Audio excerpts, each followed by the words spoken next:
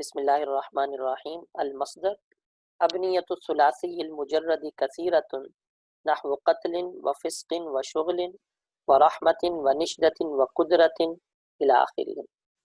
یہاں سے مصدر کی ابنیہ کو بیان کر رہے ہیں۔ علامہ ابن حاجب رحمہ اللہ تعالیٰ نے پہلے ثلاثی مجرد کی ابنیہ کو بیان کیا ہے، پھر ثلاثی مزید کے مصادر کی ابنیہ کو بیان کریں گے۔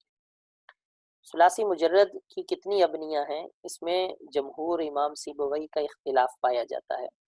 جمہور کے نزدیک ثلاثی مجرد کی ابنیہ کی کوئی حد نہیں ہے، یہ بہت زیادہ ہے، اور امام سیبویہ کے نزدیک ثلاثی مجرد کی ابنیہ 34 ہیں۔ تو مصنف نے پہلے جمہور کے مسلک کے مطابق فرمایا ابنیۃ الثلاثی المجردی کثیرۃ، کہ ثلاثی مجرد کی ابنیہ بہت زیادہ ہے۔ پھر امام سیبویہ کی مسلک کی طرف اشارہ کرنے کے لیے آگے 34 مثالیں دی، جس سے امام سیبویہ کے مسلک کی طرف بھی اشارہ ہو جائے، اور وزن ذکر نہیں کیے بلکہ مثالیں ذکر کی، کیونکہ اگر وزن ذکر کرتے تو مثال دینی پڑتی، تو مثال سے وزن بھی سمجھ میں آ رہا ہے، اس طرح وزن بھی معلوم ہو جائے گا اور مثال بھی ہو جائے گی، تو کلام میں اختصار کی وجہ سے 34 مثالیں ان کی ذکر کی۔ آگے ان مثالوں کو دیکھ لیں، جیسے قتل، فسق، شغل، ان کے اوزان آسان ہیں، جیسے فعل، فعل، فعل۔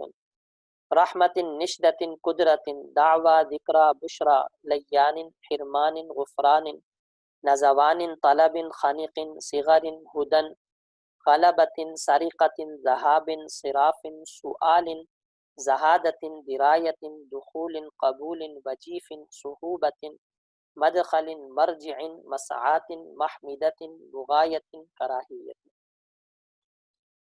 الا ان الغالب، اب یہاں سے مصنف یہ بیان کر رہے ہیں کہ ویسے تو کوئی قاعدہ کلیہ نہیں ہے ثلاثی مجرد کی ابنیہ کا، لیکن یہاں پر ضوابط پائے جاتے ہیں، یعنی قواعد اکثریہ کچھ موجود ہیں، تو الا ان الغالبہ سے قواعد اکثریہ بیان کرنے لگے ہیں۔ علامہ ابن حاجب رحمہ اللہ تعالیٰ نے کل 13 قواعد بیان کی ہیں، جن میں سے 8 کا تعلق فعل باب سے ہے، 3 کا تعلق فاعل باب سے ہے، اور 2 کا تعلق فاعل باب سے ہے۔ پہلا قاعدہ، پہلے فعل کے 8 قواعد، ان میں سے پہلا قاعدہ الا ان الغالب فی فعل اللازم نحو رکع علی رکوع، کہ فعل اگر باب لازم ہو جیسے رکع ہے تو اس کا مصدر فعول وزن پر آتا ہے۔ دوسرا قاعدہ وفی المتعدی، اگر متعدی ہو جیسے ضربا تو اکثر اس کا مصدر فعل وزن پر آتا ہے، فعل وزن پر آتا ہے جیسے ضرب۔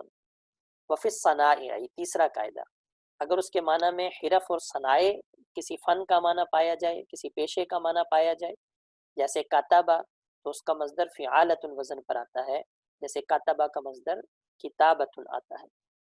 چوتھا قاعدہ وفی الاضطراب، اگر اس کے معنی میں اضطراب کا معنی پایا جائے، جیسے خفقہ دل کا دھڑکنا اور کانپنا، تو اکثر اس کا مصدر فعالان وزن پر آتا ہے، جیسے خفقہ کا مصدر خفقان وزن پر آتا ہے۔ وفی الاصوات، پانچواں قاعدہ، اور اگر اس کے اندر صوت اور آواز کا معنی پایا جائے، جیسے صرخہ چیخنا، تو اس کا مصدر فعال وزن پر آتا ہے، لہذا صرخہ کا مصدر صراخ مصدر وزن پر آتا ہے۔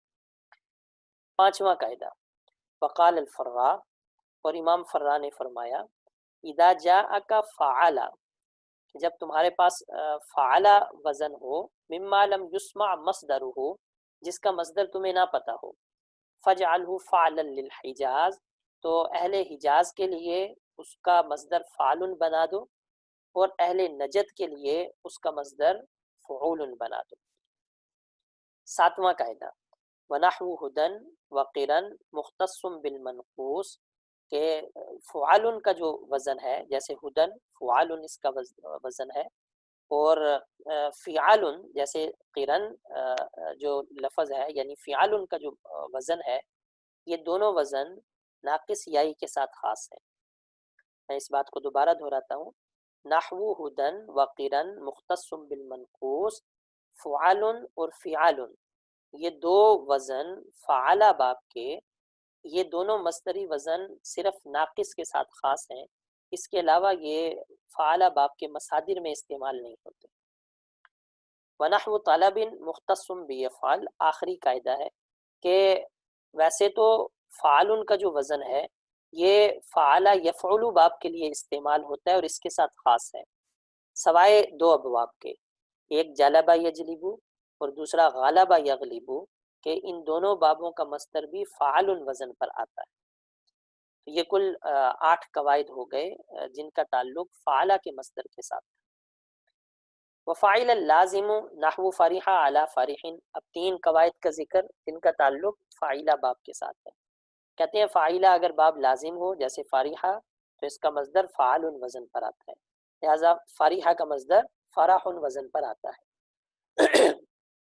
والمتعدی نحو جاہلہ علی جہل، اور اگر فاعلہ متعدی ہو جیسے جاہلہ تو اس کا مصدر فعال وزن پر آتا ہے، لہذا جاہلہ کا مصدر جال وزن پر آئے گا۔ قاعدہ نمبر 3، وفی الالوان والعیوب، اگر فاعلہ کے معنی میں الوان یعنی رنگوں کا معنی پایا جائے یا عیوب کسی عیب کا معنی پایا جائے تو پھر اس کا مصدر فعلۃ کے وزن پر آتا ہے، لہذا سامرہ اور آدمہ ان کا مصدر سمرۃ اور ادمۃ وزن پر آتا ہے۔ آخری 2 قاعدے جو فاعلہ کے متعلق ہیں، کہتے ہیں فاعلہ نحو کاروما، اکثر اس کا مصدر کرام فعالۃ وزن پر آتا ہے، لہذا کروما کا مصدر کرامۃ کے وزن پر آئے گا۔ وعظم کثیرا وکرم نحوہ، فرماتے ہیں کہ عظم یعنی فعال وزن بھی استعمال ہوتا ہے فاعلہ باب کا، اور فعال وزن بھی استعمال ہوتا ہے۔ تو یہاں 2 لفظ استعمال کیے علامہ ابن حاجب نے۔ پہلے کہا کہ فاعلہ غالباً، کہ فاعلہ کا جو مصدر فعالۃ کے وزن پر آتا ہے یہ تو ہے غالباً یعنی اکثر فعالۃ کے وزن پر آتا ہے، لیکن بہت دفعہ فعال اور فعال وزن پر بھی آتا ہے۔ یہ اس وجہ سے پہلے کے لیے غالباً کا لفظ استعمال کیا کہ اکثر یہ ہے، اور دوسرے اوزان فعال اور فعال کے لیے کثیرن کا لفظ استعمال کیا کہ بہت دفعہ ان اوزان پر بھی فاعلہ کا مصدر آتا ہے۔